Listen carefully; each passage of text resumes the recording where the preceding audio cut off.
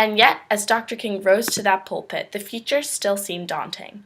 It wasn't clear that what would come next to the movement that Dr. King led, it wasn't clear how we were going to reach the promised land, because segregation was still rife, lynching still a fact.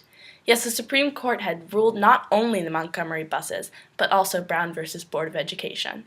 And yet, that ruling was defined throughout the South, by schools and by states. They ignored it with impunity. And here in the nation's capital, the federal government had yet to fully align itself with the laws and books and ideals of its foundings. So it's not hard for us, then, to imagine that moment. We can imagine folks coming to its church, happy about boycott being over. We can also imagine them, though, coming here concerned about their future, sometimes second-guessing strategy, maybe fighting off some creepy doubts, perhaps despairing about whether the movement in which they had placed so many of their hopes, a movement in which they had believed so deeply, could actually deliver on its promise.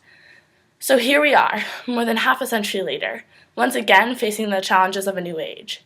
Here we are, once more marching toward an unknown future, what I call the Joshua generation of their Moses generation, the great inheritors of progress, paid for with sweat and blood, and sometime life itself. We have inherited the progress of unjust laws that are now overturned.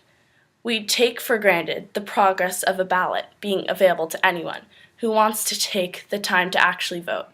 We enjoy the fruits of prejudice and bigotry being lifted, slowly, sometimes in fits and starts, but invocably from human hearts. It's that progress that made it possible for me to be here today, for the good of this country to elect an African American, the 44th President of the United States of America.